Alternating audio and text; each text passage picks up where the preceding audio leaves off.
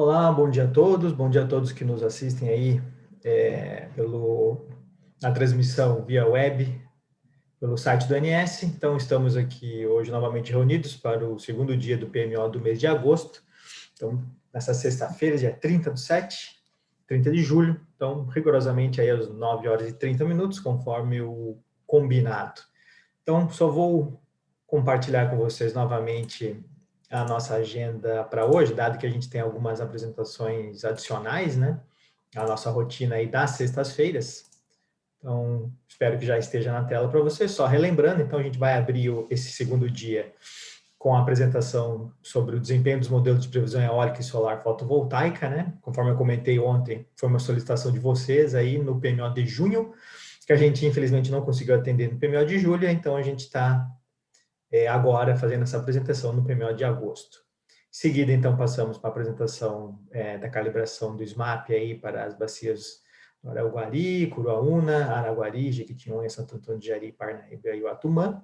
Seguimos para a apresentação sobre a previsão de afluências de curto prazo, né, para o horizonte desse PMO, agosto e setembro. Seguimos aí para os resultados deste PMO e encerramos, então, este PMO, esse segundo dia de PMO, né, com a leitura da ata desta reunião. Então, e após cada apresentação, a gente faz uma pausa aí de alguns minutos e a gente volta com as perguntas de vocês aí no fórum e dando sequência à nossa agenda. Então, essa é a nossa agenda de hoje. Então, já passo a palavra aí para o Paulo, que vai fazer a nossa primeira apresentação de hoje, que é o desempenho dos modelos de previsão eólica e solar fotovoltaica. Deixa eu parar o compartilhamento aqui. Bom dia, Paulo, fica à vontade para fazer a sua apresentação. Bom dia, Juliano. Bom dia, pessoal. Vou compartilhar minha tela aqui.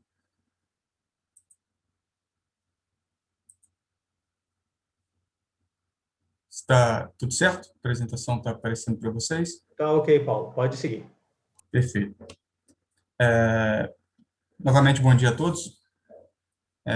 Eu me programei aqui para uma apresentação de 10 minutos, mas aqui, devido ao frio que está fazendo, pode ser que o motor demore um pouquinho a esquentar, mas eu creio que não passa muito disso, não. Essa apresentação, né, como o Juliano mencionou, uma solicitação, e a gente vai apresentar um pouquinho sobre o desempenho dos modelos de previsão eólica e solar fotovoltaica. Mas antes de entrar nesses desempenhos, nessas análises, eu vou ilustrar um pouco, né, de como esses resultados dos modelos de previsão estão, né, dentro dos modelos de planejamento, né, de curtíssimo e curto prazo. O WO, o semi-horário, ele gera diariamente decks de previsão com as previsões e todas as informações para que os agentes possam reproduzir exatamente, né, o que mandamos lá para a programação diária, né, o que alimenta o modelo D100. Né. Após, né, a realização dessas previsões, existe uma representação de cortes, né, algumas manutenções ou cortes que o modelo apenas com informações meteorológicas não enxerga. Recentemente, estamos aí com a entrada em operação Shadow, né, das previsões do modelo adaptado, um modelo de previsões semanais para atender a primeira semana operativa do DECOMP, um modelo com previsões semanais por patamares de carga a nível subsistema. Esse slide apresenta alguns dos resultados já das previsões do mês corrente, né, o mês de julho. Esse slide utilizamos para mostrar a alta variabilidade em curtos períodos de tempo, que acaba dificultando, né, as nossas previsões, mas esse é o desafio. Aqui o gráfico apresenta, né, o valor observado da geração eólica e os valores previstos, curva em preto, né, a previsão em curva em vermelho, o verificado. Né, nessa marcação, temos aqui uma variação, por exemplo, de 8.800 megawatts, né, em apenas aproximadamente 5 dias. Ou seja, o operador tem esses desafios de lidar com essa variação na geração eólica. Em períodos mais iniciais, né, primeiro semestre do ano, essas rampas, né, podem ser em períodos de tempo ainda menores, né, coisa de um dia ou algumas horas, o que dificulta muito a nossa operação. Para o sul, o desafio ele é ainda maior, né, devido até à característica da própria geração eólica série temporal do Sul. A variabilidade, né, o Nordeste apresenta aquela sazonalidade diária, né, o que facilita um pouco, né, os modelos. Aqui no Sul isso não ocorre. Por exemplo, nessa marcação temos aqui 2 dias, né, e aí podemos observar que a forma da curva, né, nesses 2 dias é totalmente diferente, né. Aqui dentro dessa primeira marcação, temos um dia com característica de subida e um outro dia com característica totalmente de descida, e que são totalmente diferentes de um outro dia. Então, essas dificuldades sempre estão aí aparecendo na geração eólica e para os modelos de previsão, mas, em termos gerais, os modelos capturam relativamente bem. Lógico que tem erros, né, que temos que atacar, temos que melhorar, mas, de forma geral, os modelos capturam essas variações. Aqui um gráfico similar para o mesmo período de julho, né, onde apresentamos a geração fotovoltaica. Aqui apenas os valores de geração durante o dia, matamos aqui à noite para o gráfico ficar um pouco mais limpo. Né, as diferenças maiores nesse período do ano se deve a, por exemplo, atrasos em entrada da geração fotovoltaica. Agora, alguns dos acompanhamentos, né, em termos de numéricos, de desvio, né, o modelo WO ele entrou em janeiro de 2017, né, e aqui a gente computou os desvios semi-horários, né, de janeiro de 17 até agora, até junho de 2021. O ideal é até fazer uma análise em períodos fechados, devido à sazonalidade do próprio erro, né, a dificuldade no início do ano ela é maior do que a dificuldade de previsão no segundo semestre, mas, em termos gerais, estamos com um erro, né, para o SIM, né, para o Sistema Interligado, em torno de 4%. Né.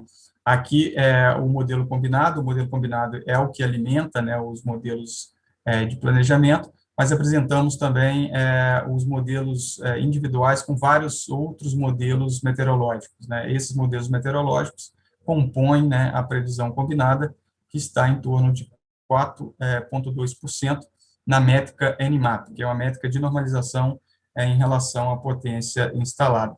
Temos uma outra métrica que é em relação à geração média, né, o fator de capacidade, e aí estamos em torno de 10%. Existem outras métricas, né, eu vou, no final dessa apresentação, ilustrar um relatório, né, publicado, que existe lá nesse relatório diversas outras análises.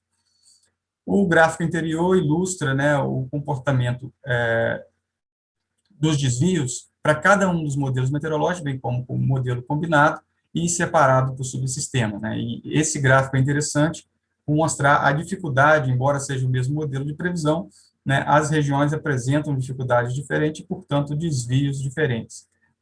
Neste momento, né, o Nordeste é o maior detentor da geração eólica, cerca de 86% da capacidade instalada está no Nordeste. Aqui o desvio da previsão solar fotovoltaica, né, no modelo de geração fotovoltaica ainda não temos, né, mais de um insumo meteorológico, o único insumo atual no modelo é o GFS, porém temos mais de um modelo de previsão. Né. O modelo de fato, né, que gera o resultado final, o modelo combinado, temos aí para o sistema interligado um desvio em torno de 4,8%, 5%. Aqui discretizando para cada subsistema e para cada modelo. O Nordeste ele apresenta, né, não digo uma facilidade, mas em termos de previsão, uma menor dificuldade em relação ao Sudeste, que em geral apresenta erros maiores. O Nordeste ainda, na previsão fotovoltaica, na geração fotovoltaica, representa a maior parte, né, cerca de 71%, 72% da capacidade instalada. Esse slide utilizamos para mostrar, né, a evolução dos modelos desde quando entramos lá em 2017. Aqui o desvio é computado em cada meia hora. Então, temos aqui uma evolução, né, o desvio, a evolução do modelo está ocasionando aqui redução ano após ano, né, do desvio. O ano de 2021, aparentemente, teve uma subida, mas, na verdade, é porque não computamos, né, todo o ano ainda. Então, o primeiro semestre, como gera desvios maiores, né, acaba elevando um pouco essa média. Mas, no final do ano, esperamos ter aqui também uma evolução do modelo. Para o Sul, é a mesma característica, porém com desvios um pouco maiores, né, por conta da dificuldade de previsão inerente das próprias séries do Sul. Agora, um pouquinho do desempenho daquelas previsões semanais, né, das previsões que estamos aí em operação Shadow para alimentar a primeira semana operativa do modelo Decon. O gráfico inferior apresenta a geração verificada nos últimos anos, né, em patamares, aqui o patamar pesado para a região Nordeste. A curva em preto, né, o previsto pelo modelo WO semanal, não é o modelo do D100, é o modelo semanal, e a curva em azul, a previsão vinda do modelo vigente, né, o modelo baseado na resolução 843. Então, vemos, né, que a resolução estava até, em geral, né, superestimando a geração no primeiro semestre dos anos anteriores, porém, no semestre, né, no primeiro semestre desse ano, tivemos uma situação inversa. Isso não é um problema, né, da previsão da resolução, mas sim uma variação no fator de capacidade que ocorreu, né, neste ano em relação aos anos anteriores. O gráfico superior ilustra exatamente isso. Né, a curva em verde, o fator de capacidade diário, né, aí adicionamos uma média móvel de 30 dias nesse fator de capacidade e adicionamos uma linha de tendência. Então, claramente, podemos ver, né, o maior fator de capacidade no primeiro semestre da geração eólica deste ano em relação aos anos anteriores, o que gerou, né, essa diferença em relação a anos anteriores. Em termos percentuais de desvio, né, aqui a comparação da previsão semanal, aqui considerando todos os patamares, né, o patamar médio, leve e pesado, e o desvio separado para cada revisão do PMO. Então, em todas elas, tivemos aqui para o Nordeste ganhos expressivos, né, em considerar esse modelo WO semanal, né, reduções mais do que a metade em termos de desvio, e pensando, né, na métrica NMAP, é um desvio significativo. Né, lógico que tem aqui variações por conta das amostras, né, a revisão 4, o número de meses, né, que exigem a revisão 4 são muito menores do que, né, a revisão 0, então tem essas variações, mas em todas elas o ganho é expressivo. Para a região sul, né, o ganho não é tão expressivo, né, quanto o Nordeste, mas ainda assim são consideráveis. Aqui as previsões mais recentes, né, esse gráfico é um acompanhamento diário, né, esse gráfico está até no relatório que eu havia mencionado. Aqui sempre apresentamos nesse relatório o acompanhamento dos últimos dias, né, bem como as previsões para o futuro. Né. Essa apresentação foi realizada ontem, então essa previsão aqui do dia 30 é a previsão realizada ontem para hoje. Temos o gráfico superior do Sul, o que ilustra exatamente os primeiros slides, né, a variabilidade da geração do Sul. O comportamento aqui no dia 28 é totalmente diferente do dia 29 e totalmente diferente do comportamento previsto para hoje. Né. Brevemente, esse relatório vai ser publicado e podemos ver até esse acompanhamento aqui, como que está, né, a geração verificada para hoje, né, como está sendo essa geração. Aqui o resultado para a geração fotovoltaica, né, as variações elas não são tão aparentes quanto na geração eólica, mas as dificuldades não são menores, né, a dificuldade das previsões solares, identificação de nuvens, ela é bem mais complexa até que a geração eólica. Para finalizar, aqui deixo para vocês o link do Sintegre com as previsões que podem ser encontradas, as previsões eólicas. Né, neste link, né, temos lá o relatório com diversas análises, aqui eu apresentei diversas análises para previsão para o dia seguinte, o dia até mais importante, digamos assim, né, para o planejamento, né, do D100, mas temos lá análise até 9 dias à frente e diversas outras métricas e comparações né, bem como o resultado das previsões.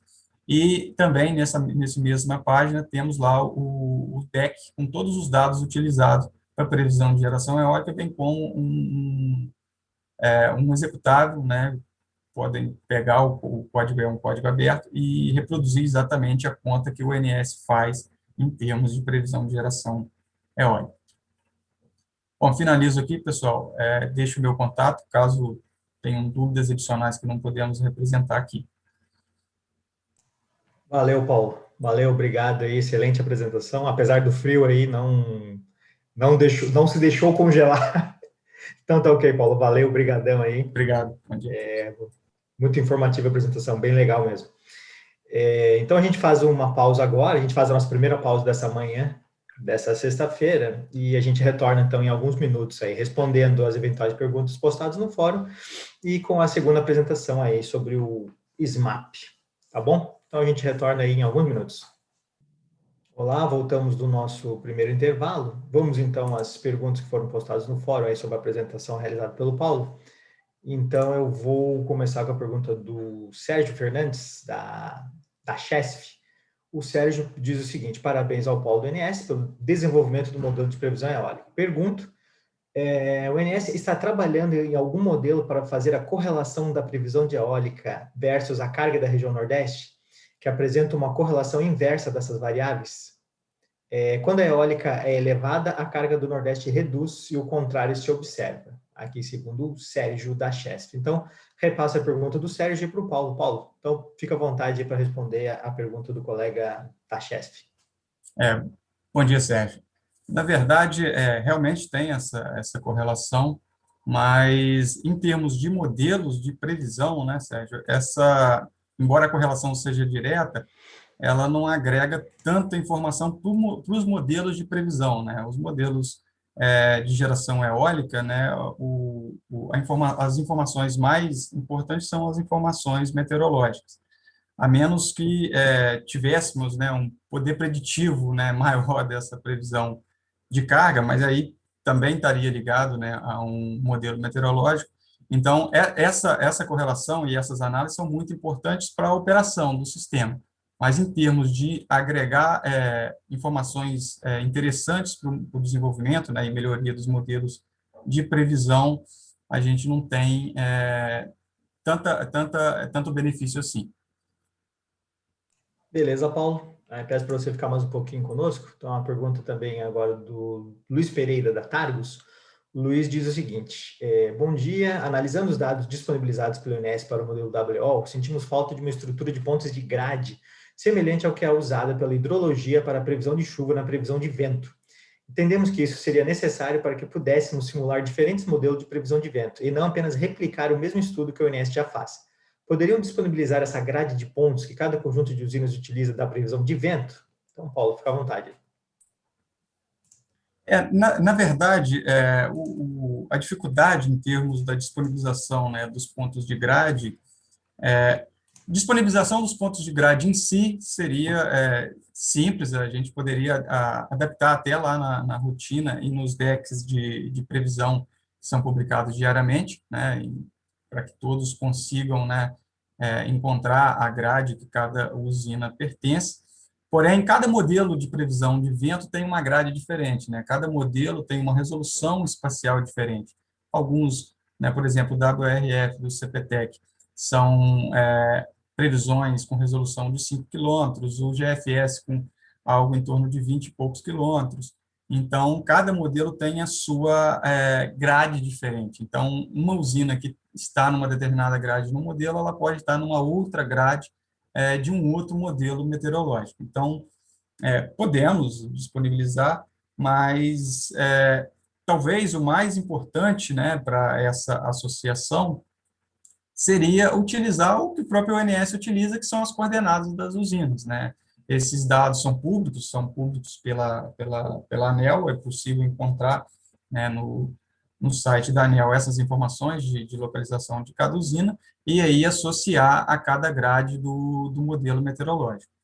Se a pergunta for essa, eu acho que está respondido. Mas se for em termos de disponibilização das grades com as informações de vento previsto, aí temos algumas dificuldades. Por exemplo, o CPTEC, né, publica essas informações, então é possível associar essas informações de vento previsto pelo CPTEC. O GFS é um modelo gratuito, então todos os agentes podem reproduzir, né, exatamente a conta do GFS que o ONS faz, porque é possível pegar lá no site do NOAA essas previsões de vento. Porém, o SMWF é um modelo que o ONS não tem permissão de divulgação. O ONS compra essas informações, né, e não pode publicar todas essas informações. Porém, se o agente adquirir, né, essas previsões junto ao SMWF, consegue também reproduzir exatamente a mesma conta. Aí, se for alguma dessas solicitações, eu peço para vocês entrarem em contato, né, que a gente coloca lá nos decks essas informações que vocês julgarem pertinente. Beleza, Paulo. Valeu, obrigado. Obrigado pelo teu apoio aí nas respostas às perguntas. Então, a gente dá sequência à nossa agenda. Então, seguimos para a apresentação sobre a calibração do SMAP para aquelas bacias citadas: Araguari, Curuaúna, Araguari, Jequitinhonha, Santo Antônio do Jari, Paranaíba e Uatumã. Quem está conosco para fazer a apresentação é a Alessandra. Então, Alessandra, por favor, fique à vontade para realizar a sua apresentação aí. Mais uma vez, bom dia.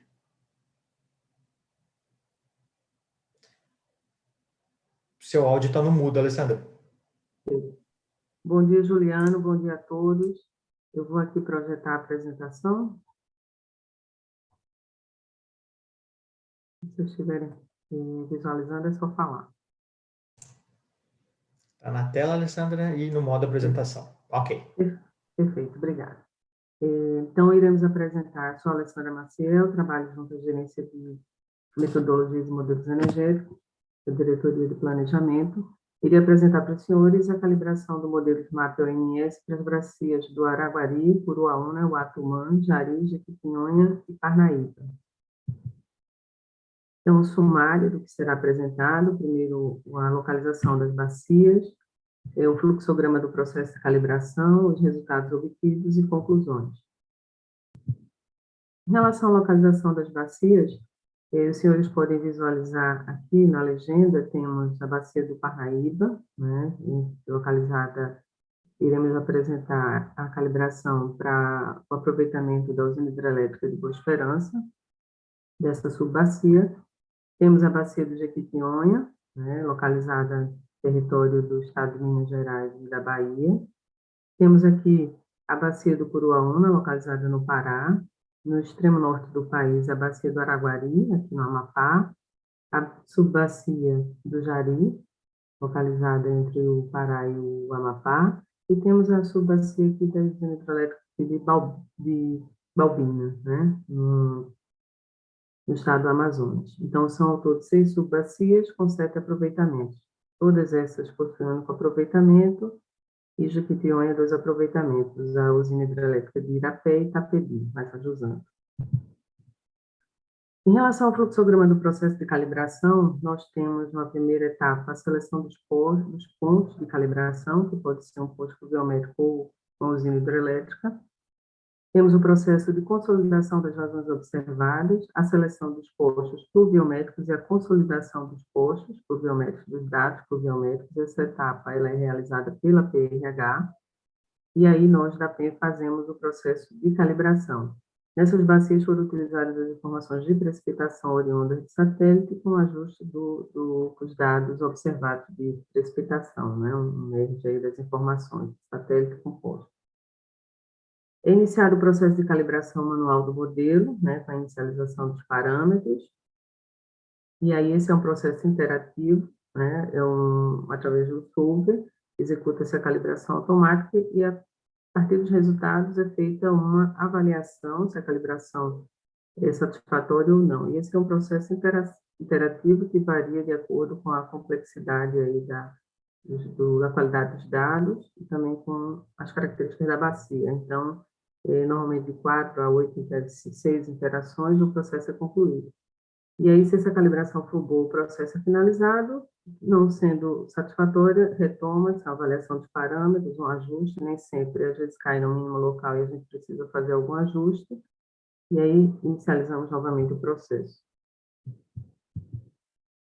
Em relação aos resultados, temos aqui a bacia do Araguari. Então, a calibração foi efetuada para a usina hidrelétrica de Ferreira Gomes, com área de drenagem de 30.850 km². Ela está localizada aqui no estado do Amapá. E aqui temos os resultados da calibração. Vocês podem observar na parte superior a precipitação observada e o hidrograma observado em azul e o hidrograma calculado em vermelho e a representação do equipamento de base em amarelo aqui. Então, temos, devido às características das bacias aí da região norte, temos chuva o ano inteiro, né, com um período de maior intensidade da precipitação de janeiro a maio, tá? Então, vocês podem observar uma boa representação aí do escoamento, né, tanto da ascensão quanto da recessão e também do escoamento de base, tá? Então, vocês podem observar em relação aos parâmetros, tivemos um KT2, coeficiente de recessão de escoamento superficial bem baixo, em torno de 1,22. Tivemos que utilizar o reservatório de planície com altura de 5, e em relação aos coeficientes de recessão, aos coeficientes de distribuição espaçada da precipitação, até o KT-14, tá? Com os valores aqui apresentados na tabelinha abaixo, e uma concentração maior nos dias de ocorrência da precipitação, KT0, e os 3 dias que antecedem o evento de precipitação. Tivemos um MAPE aí considerado bom, né, em torno de 20%, coeficiente de eficiência de 90%. Então, sempre observamos os índices obtidos na calibração, bem como a aderência ao hidrograma, né, o hidrograma calculado e o observado. Indo para a segunda bacia, a bacia do Curuaúna, né, temos aqui o aproveitamento da usina hidrelétrica de Curuaúna, com área de drenagem em torno de 16.226 km², e a sua localização aqui, no estado do Pará. Temos aqui os parâmetros, né, chuva o ano inteiro, eventos de precipitação o ano inteiro, com os maiores volumes de precipitação ocorrendo no período de dezembro a maio. Vocês podem observar aqui abaixo o hidrograma calculado e observado, também apresenta uma boa aderência, tanto no período de ascensão do hidrograma quanto de recessão, uma boa representação também do escoamento de base. Tivemos para essa bacia um coeficiente de recessão de escoamento superficial de 10, né, o FPR um pouco mais elevado, de 95.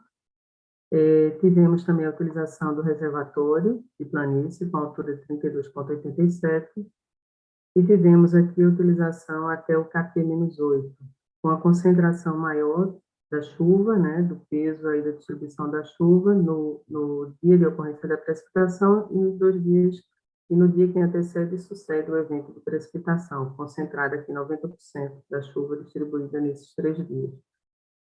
O MAPE em torno de 18,7, né, também muito bom, coeficiente de eficiência de 87,69%. Em relação à bacia do Uatumã, temos aqui os resultados. Então, aqui temos a localização da bacia do Uatumã, né, onde está localizada a hidrelétrica de Balbina, né, com área de drenagem de 18.862 km². Uma hidrelétrica construída aí no projeto da década de 70, o objetivo aí de abastecer Manaus. Então, temos aqui os parâmetros de calibração, um KT2 em torno de 10, né? Chuva também o ano inteiro, uma concentração maior dessa precipitação no período de janeiro a junho. Aqui vocês podem observar o hidrograma previsto e calculado, uma boa representação também do período de ascensão e recessão, né? Pegando os picos, a gente vê que tem vários picos, né? Devido à ocorrência aí dos eventos de precipitação o ano inteiro. e aqui o escoamento de base, em amarelo, a curva em amarelo. Tivemos a utilização do reservatório de planície, com altura de 30, e uma utilização menor aqui dos KTs, né, em torno até o -5, com a concentração maior aqui no dia de ocorrência da precipitação, né, e 2 dias subsequentes, 90% concentrado nesses 3 dias. O MEIP também considerado bom, né, em torno de 25%, coeficiente de eficiência de 78,67%. Em relação aos resultados da bacia do Jari, né, temos aqui o aproveitamento de Santo Antônio do Jari, com área de drenagem de 51.343 km², localizada aqui em verde, na divisa aqui do Pará e o Amapá. Em relação aos parâmetros de calibração, não foi necessário adicionar o reservatório de planície. E aqui tivemos um K2T, o coeficiente de recessão de escoamento superficial de 10, e os coeficientes de distribuição espacial da precipitação até o KT-10, né, com a concentração maior do peso nesses dias aqui, ou seja, no dia de ocorrência da precipitação, 2 dias, um dia antes e 2 dias depois, né, o maior peso está concentrado nesse período, ou seja, a chuva mais recente. Aqui temos também chuva o ano inteiro, né, evento de precipitação o ano inteiro, porém com os maiores totais pluviométricos verificados aí no período de dezembro até maio. Então, aqui a gente pode ver o hidrograma, tá, os valores previstos e calculados, uma boa aderência, e também a representação aqui do escoamento de base, né, então a gente sempre observa, além dos índices, né, o MEIP, e o coeficiente de eficiência, observamos a aderência aos dos valores previstos aos verificados, né? Então, vocês podem observar aí uma boa representação. O MEIP obtido para essa bacia foi 31,5, coeficiente de eficiência de 83%. Em relação à bacia do Parnaíba, temos aqui uma bacia que abrange aqui toda a totalidade do estado do Piauí, e uma parte do Maranhão e também do Ceará. A calibração ela foi realizada para o aproveitamento aqui da usina hidrelétrica de Boa Esperança, da área de drenagem dessa subbacia de 84.746 km², né? Os senhores podem ver. Em relação aos parâmetros, temos um K2T em torno de 10, né?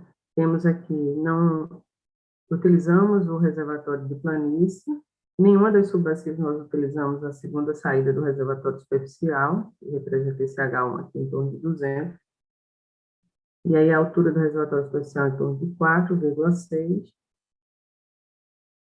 e aqui a distribuição espacial da precipitação, né? Fomos até o KT-11, com os valores concentrados aqui no dia de ocorrência da precipitação e no dia anterior, né, 80% do peso, e os demais dias aí concentrando 20% desse peso aí da distribuição espacial da precipitação.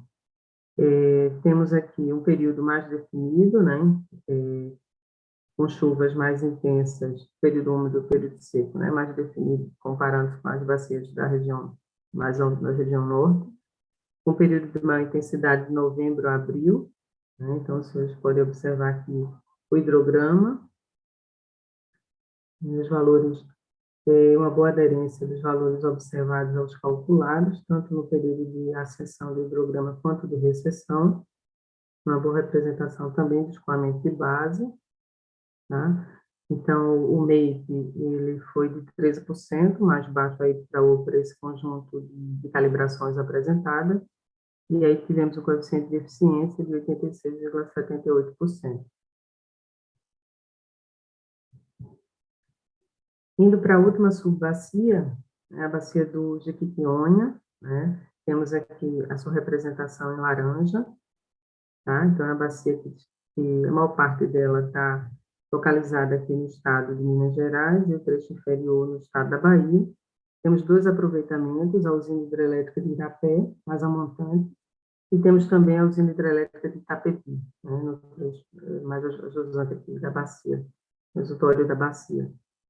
E aí temos a área de cada uma das subbacias, Irapé, com área de drenagem de 15.880 km², e Itapebi, com área de drenagem de 52.000 km², a maior área representada aqui na figura.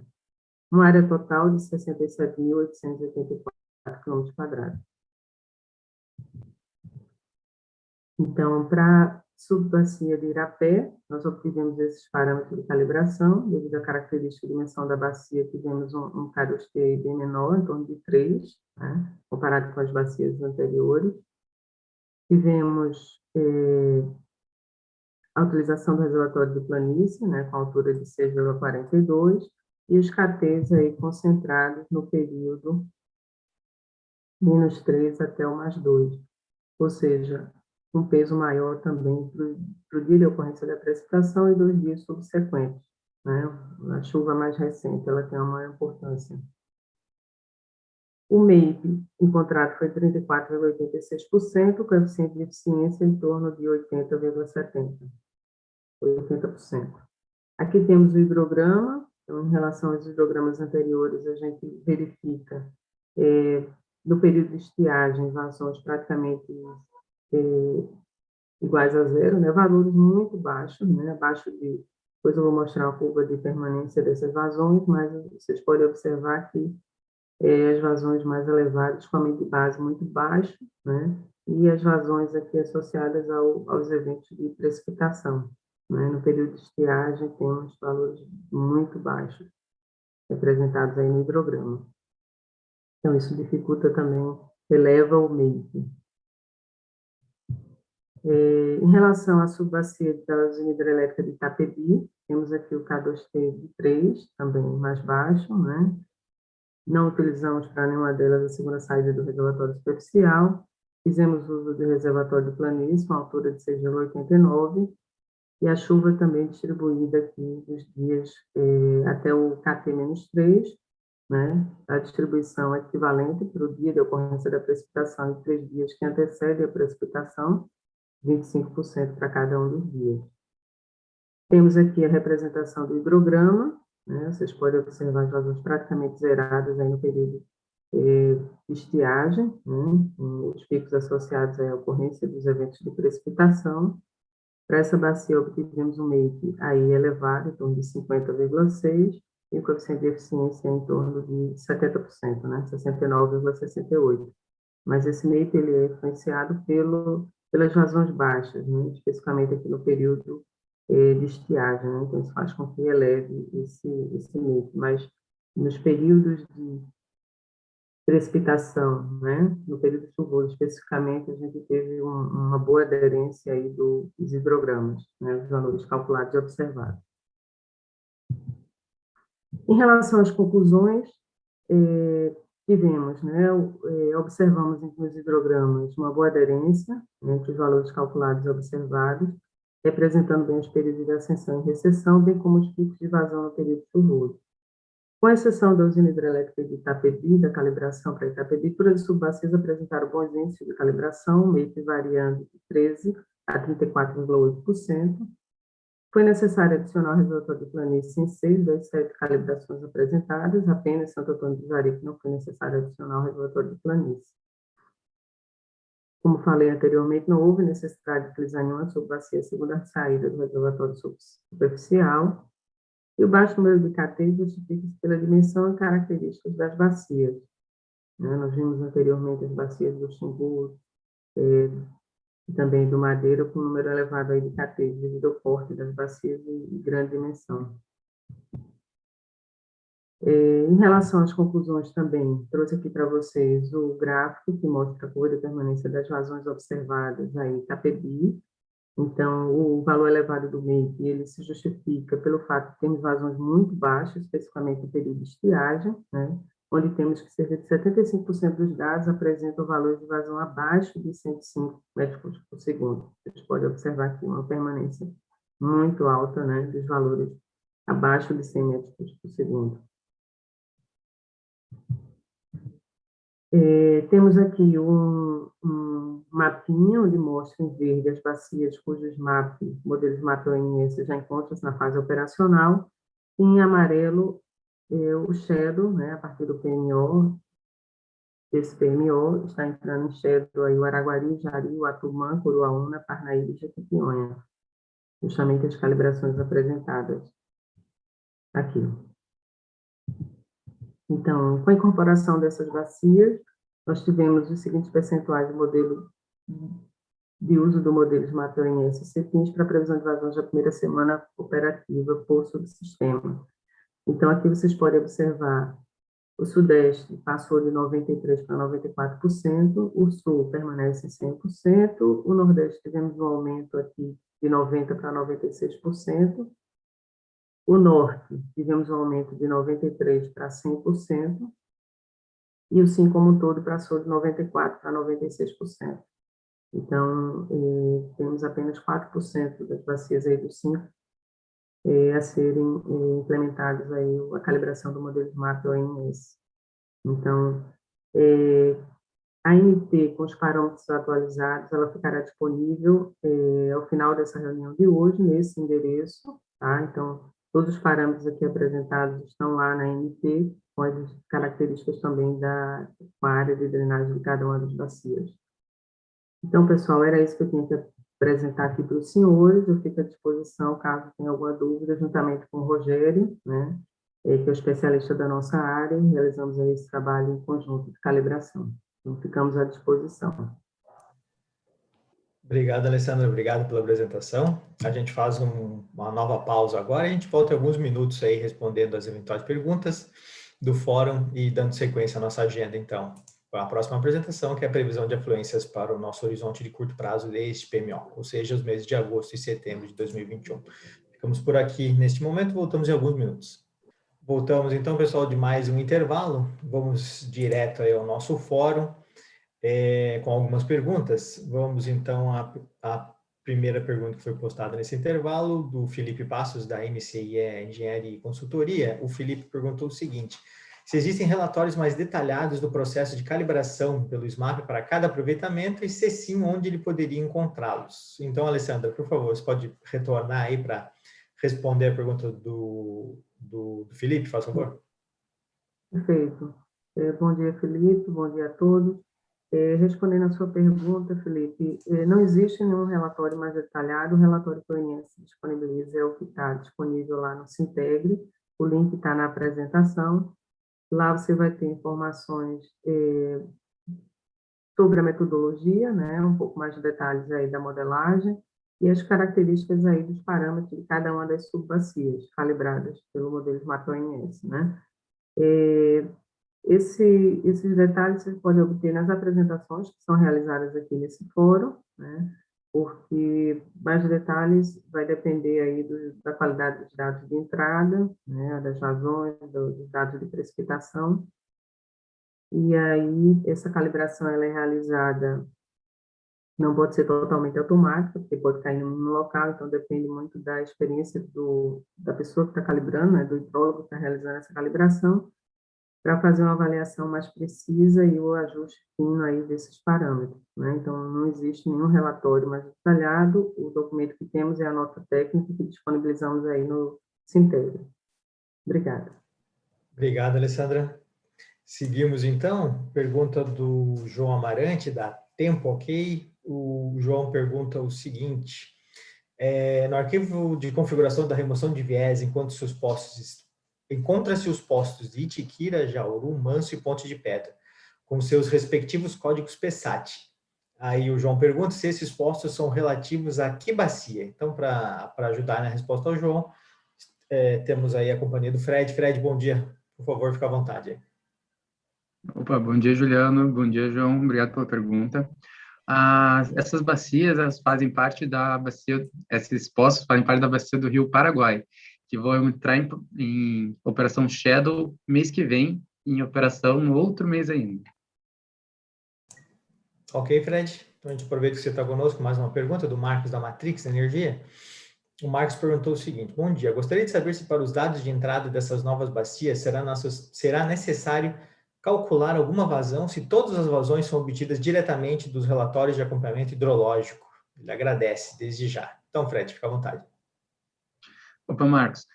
Sim, todas as vazões que vão ser usadas, né, nesse processo de operação Shadow vão estar presentes no relatório de vazões observadas. Obrigado, Fred. Eu informo aqui que tivemos mais alguma pergunta. Tivemos perguntas também do Leonardo, da Comeric, do Álvaro França, da Polo Energia. A gente pede a gentileza dos colegas aguardarem um pouquinho, que a gente vai respondê-las ainda nessa reunião, tá bom? A gente segue aqui com a nossa agenda. Então, a apresentação prevista para este momento é a apresentação sobre a previsão de afluências de curto prazo, agosto e setembro. Quem vai fazer essa apresentação para a gente hoje é a Lilian. Lilian, bom dia, fica à vontade. Muito obrigada, Juliana. Então, apresentando os resultados da nossa previsão de vazões,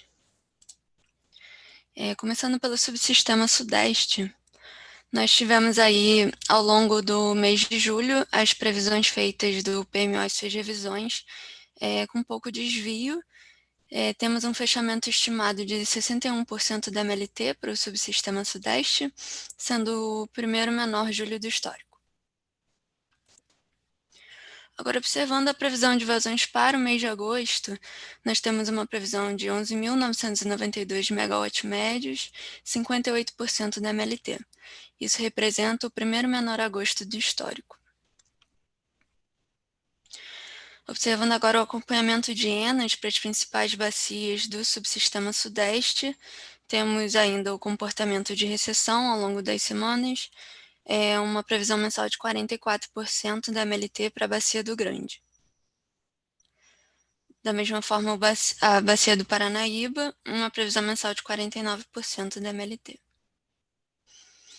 A Bacia do Rio Tietê, observamos uma ENA em subida aí, quando olhando o acompanhamento diário, em subida devido a uma precipitação já observada, porém já na próxima semana entrando em recessão para as 2 primeiras semanas. Uma previsão mensal de 59% da MLT. Para a Bacia do Paranapanema, temos uma previsão mensal de 43% da MLT. As semanas, a previsão semanal, né, da ENA, ela varia ali em torno do patamar de 500 e 600 megawatts médios. Para a Bacia do Paraná, nós temos a média semanal bem estável, uma previsão mensal de 57% da MLT. Para o subsistema Sul, as previsões realizadas no PMO e revisões do mês de julho, nós tivemos aí a maior previsão feita na revisão 1, com 57% da MLT, em seguida descendo revisão após revisão, alcançando o valor de 44% da MLT para o fechamento estimado, sendo o 18º menor julho do histórico. Olhando agora o mês de agosto para o subsistema Sul, nós temos uma previsão de 4.157 megawatts médios, 42% da MLT. Isso representa o 14º menor agosto do histórico. Para a Bacia do Rio Iguaçu, nós temos uma previsão mensal de 30% da MLT. Para a Bacia do Rio Uruguai, nós temos uma previsão mensal de 48% da MLT. Então, agora observando o subsistema Nordeste, no mês de julho, o desempenho da previsão ao longo das revisões foi bastante estável, com um fechamento estimado de 42% da MLT, sendo o 4º menor julho do histórico. Para o mês de agosto, a previsão fica em 1.454 megawatts médios, 44% da MLT. Isso representa o 4º menor agosto do histórico para o subsistema Nordeste. Então, observando o acompanhamento de ENAs para a Bacia do São Francisco, observamos uma previsão mensal de 44% da MLT. Para o subsistema Norte, as previsões também tiveram poucos desvios ao longo das revisões, um fechamento estimado de 81% da MLT, sendo o 19º menor julho do histórico. Para o mês de agosto, a previsão fica em 2.586 megawatts médios, 80% da MLT, sendo o 17º menor agosto do histórico. O acompanhamento de anos para a bacia do Tocantins também possui essa característica de recessão ao longo das semanas, uma previsão mensal de 64% da MLT. Então, observando agora o panorama geral do SIM, nós temos, de forma majoritária, as bacias do SIM alocadas na faixa abaixo de 80% da MLT. Na faixa de 80% a 120% da MLT, a gente consegue destacar algumas bacias, como a do Madeira, do Parnaíba, Capivari, Tiquira e Itabapoana. E apenas no extremo norte do país nós temos as bacias do Araguari, Jari e Balbina, né, alocadas na faixa acima de 120% da MLT. Observando agora a previsão feita para o mês de agosto, de forma semanal, nós temos para os subsistemas Norte, Sudeste e Nordeste, começando na primeira semana com seu maior valor de ENA e seguindo em recessão até a semana 4. Então, para o subsistema Norte, nós temos a primeira semana com 90% da MLT, em recessão até a semana 4, atingindo o valor de 72% da MLT, e em seguida para a semana 5, um valor de 74% da MLT.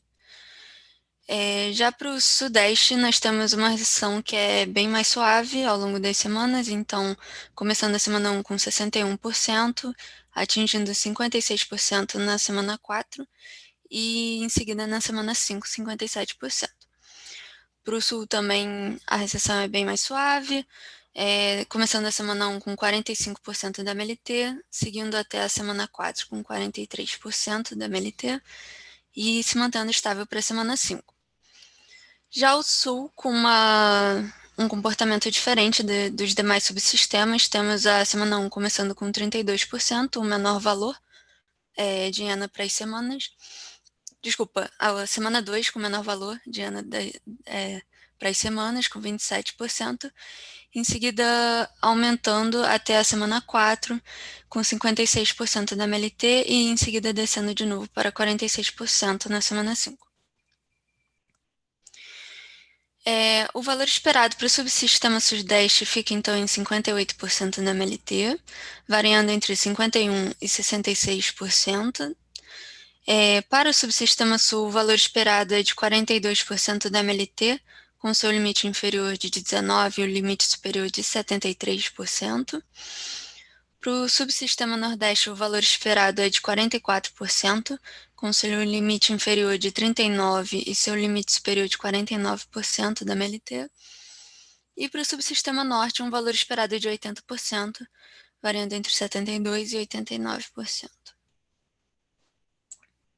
Observando agora o cenário de vazões a partir do modelo GVASP, que considera a previsão feita para o mês de agosto, ele gera, então, 50 mil ruídos e agregados em 303 aperturas para o mês de setembro.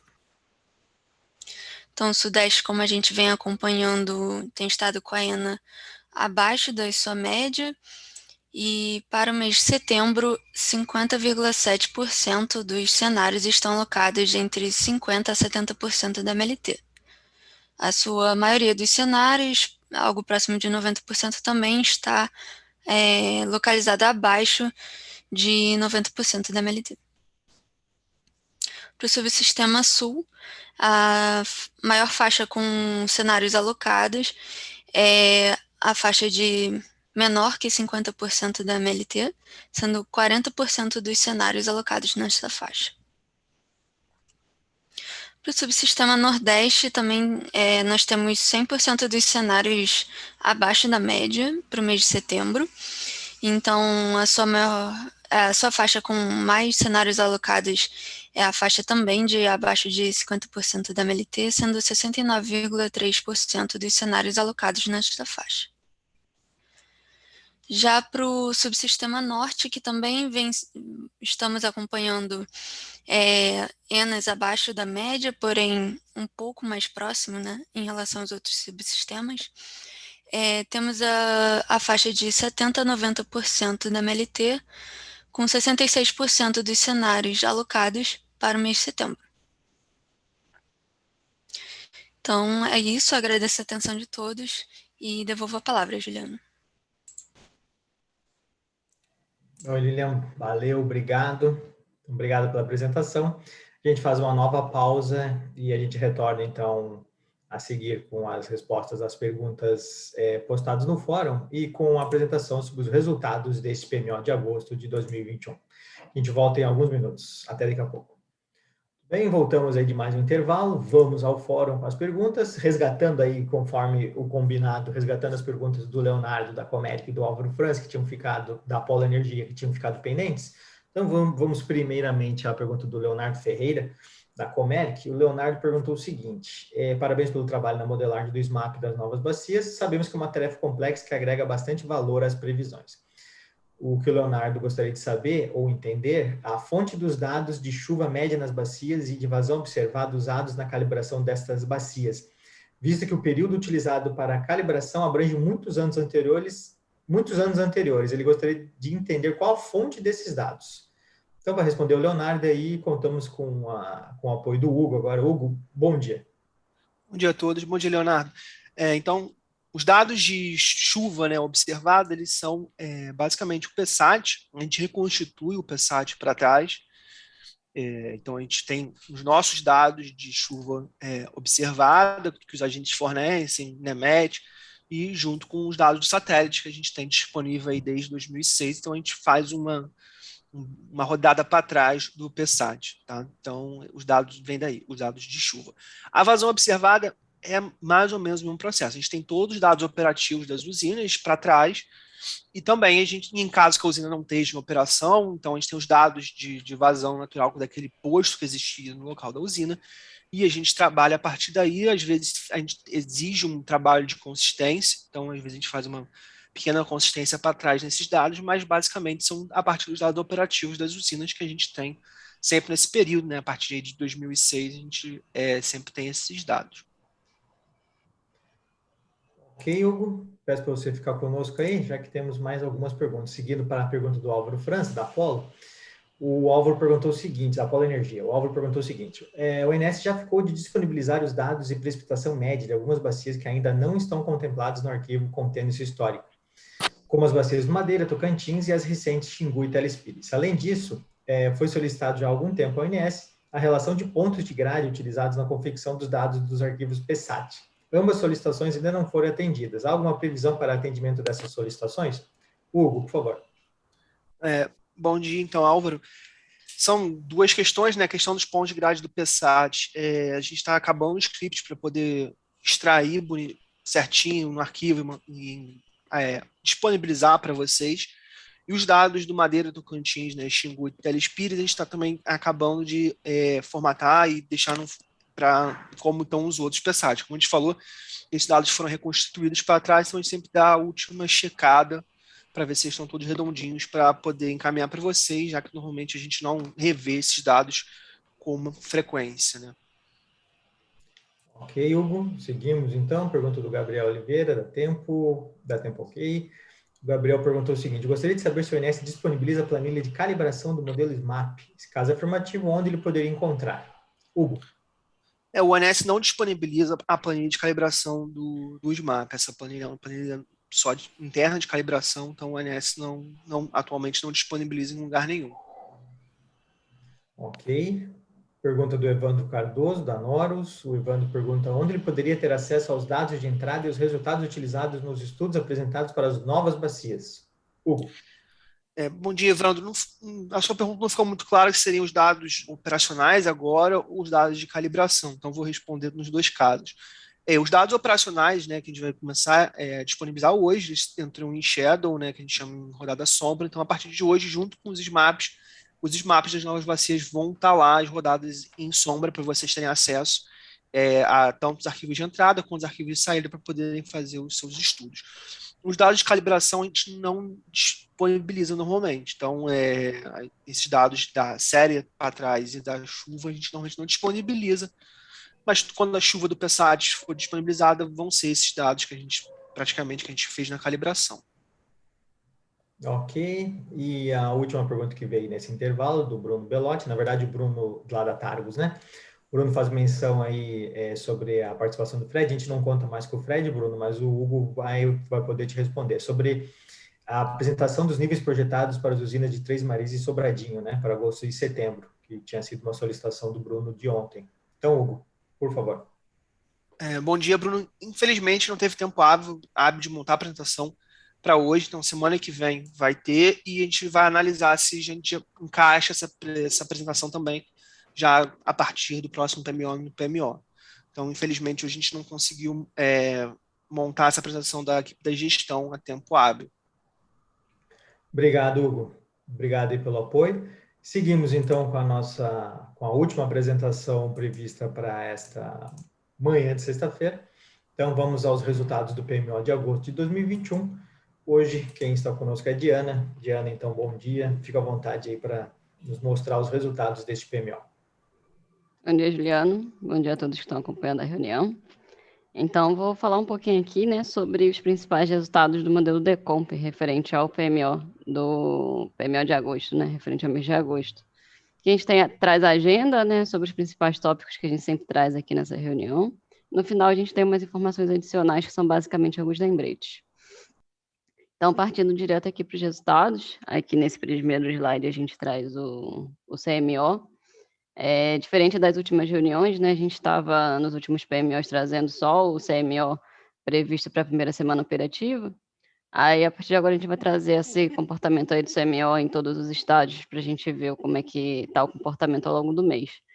Mas só lembrando, né, que o que a gente vai falar, os resultados especificamente aqui na reunião é referente à primeira semana operativa, dado que toda semana a gente faz as revisões. Então, vamos aqui a gente tem o CMO, né, de todos os estágios para referência, mas vamos falar aqui especificamente sobre o primeiro estágio.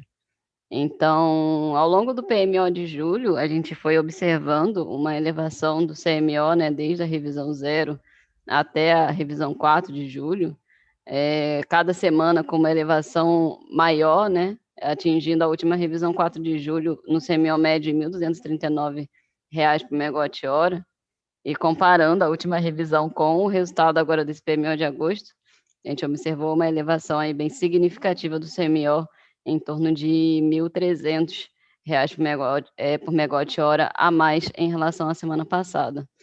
Então, o CMO obtido está indicado aqui, né, o CMO médio, acoplado em todos os patamares de carga, em todos os os subsistemas, e o CMO médio ficando em R$ 2.540,18 por megawatt-hora. Aqui no cantinho a gente traz o diagrama, né, de intercâmbios, a gente chama de bolotário também, mas é um diagrama representativo onde a gente indica quais os limites de intercâmbio que atingiram o valor máximo, até para entender um pouco, né, por que o CMO ficou acoplado ou desacoplado em outros momentos. Mas aqui a gente indicou, então, a FNS daqui, esse limite aqui indicado é o FNS mais NES, né, o somatório. Esse limite chegou no valor máximo em todos os patamares de carga, na pesada, na média e na leve, só com destaque que na leve foi no intercâmbio conjuntural, que estava mais restritivo que o estrutural por conta de um desligamento previsto, impactando no limite do FNS mais NES. Na pesada e na média, atingindo o limite do FNS, tudo estrutural, e na leve aqui na NES. Então, observando aqui, né, a gente esgota aqui o recebimento do Sudeste aqui nesses dois braços, né, mas aí tem intercâmbio aqui em todas as regiões interconectadas e com o mesmo CMO. Aqui no final aqui do slide, a gente tem também o armazenamento. A gente costumava trazer também o armazenamento inicial e o armazenamento previsto para os casos de sensibilidade, né, que a gente sempre faz toda semana, que é o LI com previsões inferiores de vazões e o LS com cenários superiores, né, com cenários mais otimistas. Aí aqui a gente está trazendo só o oficial. Então, a gente tem o oficial, que é o valor esperado, né, o VE, O volume inicial foi mostrado ontem na apresentação de entradas do modelo de curto prazo. E aqui a gente tem a indicação aqui do modelo, então, do comportamento aí do armazenamento para todos os subsistemas, com a previsão no final do mês de agosto, terminando o subsistema com 21,4% da energia armazenada, o Sul com 25,6%, Nordeste com 49% e o Norte com 74,1%. Em relação ao despacho térmico, observando o CMO, né, que foi estipulado agora para essa revisão, a gente tem um despacho térmico aí todo comandado. O CMO ficou no em torno de 1.500 e a térmica mais cara hoje do que a gente tem hoje no modelo é o William Jona, com CVU de 2070, em torno de 2075. Então, e esse CVU, só lembrando, né, também foi comentado ontem durante a apresentação de dados de entrada do curto prazo, que o William Jona estava com uma pendência, ontem, ainda durante o dia, né, se seria postergada a operação comercial ou não. Então, até ontem a gente não teve informação de postergação da operação comercial dessa usina, ela ficando, então, com a disponibilidade referente somente ao dia 31 de julho, que é até onde a operação comercial dela está válida. Então, olhando direto aqui, né, nessa geração térmica, tá o comando aqui do parque térmico todo, né, os 16.405. Só com uma ressalva, né, se a gente for fazer uma comparação em relação à disponibilidade total do parque térmico, dá uma pequena diferença, porque nesse despacho, né, semanal, a gente não considera a Pampa Sul, dá uma diferença de 345 mega, né, que toda semana a gente tem uma restrição de geração igual a zero para essa usina, e Porto de Sergipe também, que não está com comando antecipado para essa semana, a gente não comandou o comando por mérito nem por razão elétrica, ela ficou só por garantia energética, e garantia energética a gente não considera nos modelos, né, na cadeia de modelo. Então, são todas as usinas térmicas despachadas, com exceção dessas duas que eu comentei agora. Aí, olhando aqui até nos próximos gráficos, dá para observar, né, já está bem explícito também, todas as usinas termoelétricas despachadas, acho que não vale a pena entrar caso a caso, mas aqui, eu tinha comentado de Pampa Sul, né, Pampa Sul está no mérito, mas com a disponibilidade zerada, e Porto de Sergipe também, que não está com comando antecipado. Fora isso, todas as usinas aí desfachadas por inflexibilidade e ordem de mérito em todos os subsistemas. Nesse PMO de agosto, então, a gente está comandando agora a semana que se inicia no dia 2 de outubro e finaliza dia 8 de outubro, comandando o despacho das usinas térmicas, que é a GNL. Então, são essas 3 usinas que a gente tem hoje no DEC, Santa Cruz e Luiz O.R. Melo, usinas do subsistema Sudeste, benefício GNL do subsistema Sudeste bem elevado para essas semanas, 2 no mérito, e no subsistema Nordeste, somente a usina termoelétrica de Porto Sergipe, com o CVU abaixo do benefício GNL calculado, então, a previsão de despacho antecipado por mérito para as 3 usinas dessa modalidade. Em relação à ENA, a Lilian já comentou um pouco agora, né, em relação aos resultados, em relação à previsão da carga, também foi comentado ontem na apresentação da Marcela, mas a gente deixa aqui na apresentação a título de informação e referência. A mesma coisa para a importação de energia também, que a gente também comentou, também foi comentado ontem na apresentação de entradas de modelo do curto prazo. Então, aqui é mais a referência. E só mais informações adicionais, né, alguns lembretes. O Paulo, ele fez a apresentação, né, falando da previsão dos modelos de geração eólica, e a gente está em processo shadow em relação ao modelo Decomp, que o Paulo também comentou. A gente foi, no PMO de julho, foi comunicado que a gente iria começar o processo sombra, e na revisão 1 de julho, na reunião semanal, a gente informou que a gente estava criando esse produto novo no Sintegre para disponibilização dos arquivos. Então, é só um lembrete, né, já foi avisado, é só um lembrete que a gente tem disponibilizado aí esses arquivos. Então, o produto é esse que está criado, né, o PMO Shadow, o GT de geração eólica do modelo do WO. E aqui a gente tem o link aqui, se alguém tiver interessado, as apresentações serão disponibilizadas, e para facilitar tem o link. E o que a gente publica, né? A gente publica o deck de entrada e os principais resultados, que são os mesmos arquivos que a gente publica, o deck oficial, e um PDF aqui com uma comparação com os principais dados de resultados, comparando o caso oficial com o caso Shadow. O Lucas comentou ontem também que durante essa semana, não lembro agora se eu não for, acredito que foi na quarta-feira, foi dia 28, né? Dia 28 foi na quarta. A gente publicou uma notícia no Sintegre, dentro do processo do Programa Mensal da Operação, referente à declaração de CVU para os agentes térmicos, especificamente para o PMO. É só um lembrete, né, que desde o PMO de janeiro de 2020, que passou a valer um artigo da Resolução 843, em que os agentes termoelétricos poderiam declarar um CVU menor que o CVU válido, que a gente deveria considerar somente no primeiro mês. Então, a gente já tem feito isso um pouco antes de entrar a validade dessa consideração. A gente avisou com antecedência no PMO, depois a gente avisou há alguns meses também, fazendo um lembrete para todos os agentes em todos os PMOs aí durante uns 4 meses. E é só um lembrete adicional, né? A gente recebe todas as informações para o PMO via o sistema, o PMO. E tem um campo especificamente para os agentes que mandam envios de dados térmicos, que é um insumo que a gente tem disponibilidade, inflexibilidade e CVU dentro de uma mesma tela, sendo que o CVU é um campo que não é obrigatório de ser enviado. Então, é uma coisa que a gente até conversa com os agentes, né, que se o interesse é ser considerado o CVU que está válido, ou aprovado pela ANEEL, ou calculado pela CCE, que os agentes podem enviar em branco, que a gente sempre vai considerar o valor oficial, né, que está aprovado. Agora, se o agente mandar a informação com um CVU preenchido, e se tiver menor, o que vai valer é a informação do agente. Então, o comunicado é basicamente isso, é basicamente um lembrete, e só essa questão, né? Se for para ser considerado o CVU, melhor mandar em branco. O CVU válido. E o lembrete também que a gente sempre traz nas reuniões do PMO, que a gente sempre deixa aberto. Hoje, por exemplo, a gente publicou o deck de ontem para hoje, e desde 9 horas da manhã o fórum está aberto lá no processo do Programa Mensal da Operação também, e até meio-dia a gente fica aí com ele aberto para receber dúvidas especificamente sobre o deck preliminar, que já está publicado no Sintegre. Em relação aos canais de comunicação, né, a gente fica aqui à disposição pelo e-mail daqui do pmo@ons.org.br.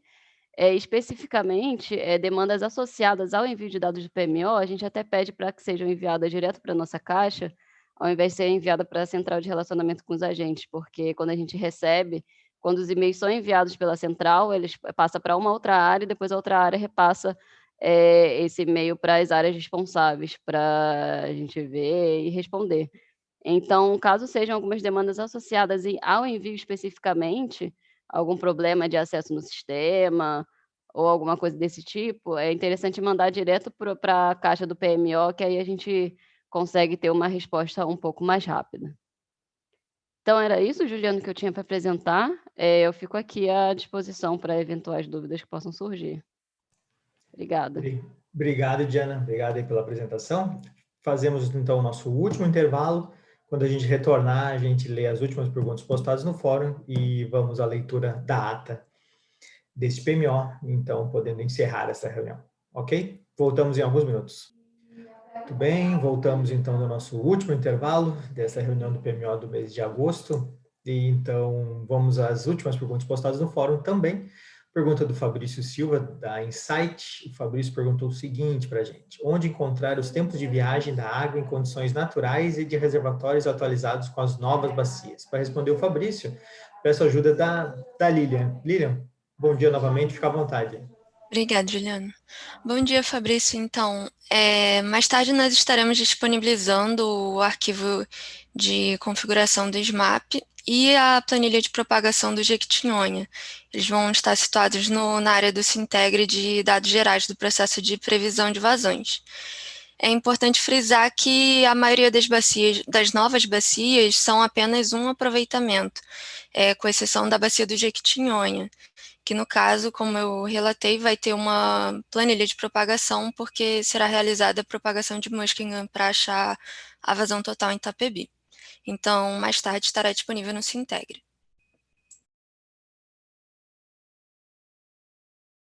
Obrigado, Lilian. Então, vamos às demais perguntas. Voltamos aqui ao fórum. A pergunta do Humberto Moraes, da Prime Energy. O Humberto diz o seguinte: saberiam dizer onde posso encontrar a equivalência entre o CEG de usinas e seus respectivos códigos nos modelos em Wave Decomp? Além disso, existe em algum lugar do Sintegre um histórico de geração por usina e razão de despacho?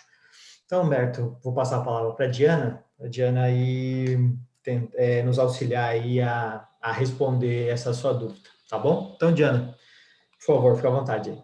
Ok, bom dia, Humberto. Em relação à primeira pergunta, né, em relação à equivalência dos códigos do SEG com os códigos do IDRI, que a gente usa também no New Wave, né, compra todas as usinas, CAD term, né, relacionada à térmica, a gente vai investigar, tá? E a gente até notei ainda há pouco que a gente recebeu essa demanda via central, então vamos investigar esse código e a gente responde por lá. Agora, em relação ao histórico de geração por usina e razão de despacho, a gente só ficou na dúvida se você está falando em relação ao que foi programado ou ao que foi verificado. Então, se puder complementar no chamado que foi criado, para aí a gente traz uma resposta completa assim que possível. Queria só pegar um gancho aqui, aproveitar que eu estou já fazendo essa resposta, e mudar um pouco até de assunto, né? Enquanto eu estava apresentando a reunião, eu esqueci de fazer apresentando os resultados do PMO, eu esqueci de fazer só um comentário. A gente costuma publicar nos nossos relatórios, né, com os principais resultados das revisões e PMOs, uma análise da variação do CMO, onde a gente sempre pega o último CMO, né, que a gente obteve na última semana, e a gente começa a fazer uns casos sequenciais para tentar identificar qual fator que influenciou de uma maneira significativa, no sentido de descida ou subida, só para entender quais foram os fatores que influenciaram mais nesse comportamento do CMO. A gente está tendo uma dificuldade em relação à convergência do caso, os casos estão demorando bastante para convergir, então pode ser que essa semana, não sei durante as revisões como é que vai ser a convergência dos casos, mas é muito provável que os relatórios dessa semana a gente não consiga finalizar a rodada desses casos em tempo hábil. Então fica aí só um aviso que se vocês sentirem falta desse tópico específico nos nossos documentos é por conta disso. É isso, Juliano, passa a palavra para você de novo. Obrigado, Diana. Obrigado aí pela resposta e pelo lembrete. Então, seguimos a última pergunta postada no fórum, antes do nosso retorno, questionamento aqui da Andressa Lorena Silva, da True Comercializadora. A Andressa, desculpe, pergunta sobre o novo IDRI com as novas produtividades específicas que serão utilizadas no PMO de setembro, caso já tenha sido disponibilizado, onde posso encontrar, caso contrário, vocês poderiam disponibilizar? Andressa, até aproveito a sua pergunta para passar aqui passar um recado aqui do Vitor. Né? O Vitor ontem, durante a apresentação sobre essa questão da atualização do IDRI, né? O Vitor falou que eles iriam montar uma tabela aí do Depara, né? Do IDRI atual com o novo IDRI que vai entrar então no próximo PMO. Ele me pediu para avisar que ele não vai conseguir disponibilizar isso hoje, mas na segunda-feira essa tabela vai ser disponibilizada a todos vocês, tá bom? Então aproveito sua pergunta e já informo então, que essa tabela que foi o que o Vitor comentou ontem que seria disponibilizada, né? Esse Depara vai ser disponibilizado então na próxima segunda-feira, tá ok? Então a gente respondeu todas as perguntas que foram postadas no fórum até o nosso retorno e a gente parte então para a leitura então da ata deste PMO. Vamos a ela, vou compartilhar aqui e em seguida a gente começa a leitura.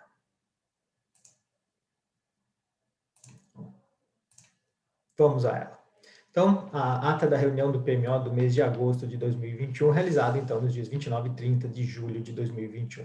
Então, as seguintes apresentações foram realizadas pela CCE, as restrições enquadradas na previsibilidade para o cálculo do PLD, pela Gerência Executiva de Planejamento Energético, os dados de entrada do modelo New Wave para o mês de agosto de 21, para a elaboração do PMO do referido mês, a nova versão do modelo New Wave, o desempenho dos modelos de previsão eólica e solar fotovoltaica e a calibração do SMAP para as bacias dos rios Araguari, Curuaúna, Jequitinhonha, Santo Antônio do Jari, Paranaíba e Uatumã. Sobre o acompanhamento da previsão da carga, o gerente executivo de planejamento energético fez uma breve abertura da apresentação da carga, ressaltando que as revisões quadrimestrais de carga são previstas no rito do processo do PLAN e realizadas de forma conjunta entre o ONS, EPE e a CCE, sendo os cenários econômicos elaborados pela EPE. Na sequência... Juliano, rapidinho, corrige lá, por favor, a bacia do Jari, e não Santo Antônio do Jari. Santo Antônio do Jari é o aproveitamento. Corrige aí, por favor. Ok. A bacia, então, é Jari. Perfeito, Alessandra. Obrigado. Obrigada. Jari. Ok, devidamente corrigida aí. Obrigado, Alessandra. Seguindo aqui, na leitura da ata, então, o gerente executivo fez uma breve abertura da apresentação, ressaltando que as revisões quadrimestrais de carga são previstas no rito do processo do PLAN e realizadas de forma conjunta entre a UNS, a IPE e a CCE, sendo os cenários econômicos elaborados pela IPE. Na sequência, foram apresentados os resultados da revisão da carga, destacando a taxa de crescimento do PIB, percentual ao ano, projeção da carga de energia, as taxas de crescimento médias anuais no SIM e as diferenças na carga do SIM em relação à primeira revisão quadrimestral. Foram apresentadas também as premissas de curto e médio prazo que embasaram as projeções de carga para a segunda revisão quadrimestral, 2021-2025. Adicionalmente, foram mostradas as projeções de PIB elaboradas por outras instituições para o período 21-25, com foco para as projeções de 21. Destacou-se que as projeções do Ministério da Economia e FMI foram revisadas pelas instituições em relação às consideradas no início de julho de 21, quando foi elaborado o cenário econômico pela EPE, o que levou a uma taxa média das projeções de todas as instituições igual à taxa de crescimento de PIB elaborada pela EPE para 2021, 5%. Em seguida, foi apresentado o acompanhamento da carga verificado ao longo dos 2 últimos anos. Para o ano de 2021, foram apresentados os valores verificados por subsistema para o período de janeiro a junho. Para julho, foram mostrados os valores estimados para o mês com base nos 26 primeiros dias verificados e mais a previsão para o restante dos dias. Além dos valores verificados e estimados para os meses de janeiro a julho do ano em curso, foram apresentadas também as respectivas taxas de crescimento em relação aos mesmos meses do ano anterior. Para o mês corrente, foram ressaltados os principais destaques meteorológicos e econômicos que vêm impactando o comportamento da carga. Finalizando, foram apresentadas as previsões consolidadas por subsistema para os meses de agosto e setembro de 21, consolidadas no PMO de agosto de 21, sendo as mesmas comparadas com os valores previstos na primeira revisão quadrimestral do PLAN 21-25. Pela Gerência Executiva de Planejamento Elétrico, realizada a apresentação sobre as principais alterações de limites elétricos para esse PMO. Pela Gerência Executiva de Programação, foram realizadas as apresentações sobre os pontos de destaque da operação eletroenergética do SIM no mês de julho desse 2021, os dados de entrada do modelo DECOM para o mês de agosto de 21, para a elaboração do PMO deste mês, e acompanhamento do modelo DC na programação diária. Sobre meteorologia e hidrologia, no dia de ontem, 29/7, a Gerência de Recursos Hídricos e Meteorologia apresentou a previsão hidrometeorológica e análise das condições climáticas. Na primeira quinzena de julho, a precipitação ficou restrita ao norte do país, atingindo apenas o trecho baixo da bacia do rio Xingu. As demais bacias hidrográficas de interesse do SIM apresentaram um período de estiagem. O avanço de frentes frias pelas regiões sul e sudeste na segunda quinzena do mês ocasionou precipitação de intensidade fraca, com valores observados inferiores à média histórica, nas bacias dos rios Jacuí, Uruguai, Iguaçu, Paranapanema, e no trecho de cabeceira do Tietê, em pontos isolados da incremental à usina de Itaipu.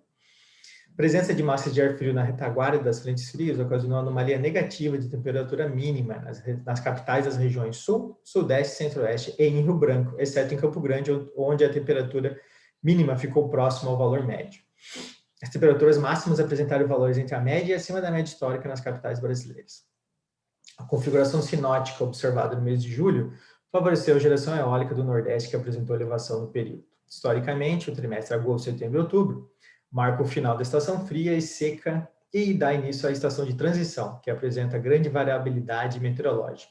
No mês de agosto e setembro, ainda é comum a observação de massas de ar frio provocando declínio de temperatura no centro-sul do Brasil, enquanto temperaturas mais elevadas são comuns em setembro e outubro, meses em que normalmente se registram as maiores temperaturas máximas do ano nas regiões sudeste, centro-oeste e nordeste.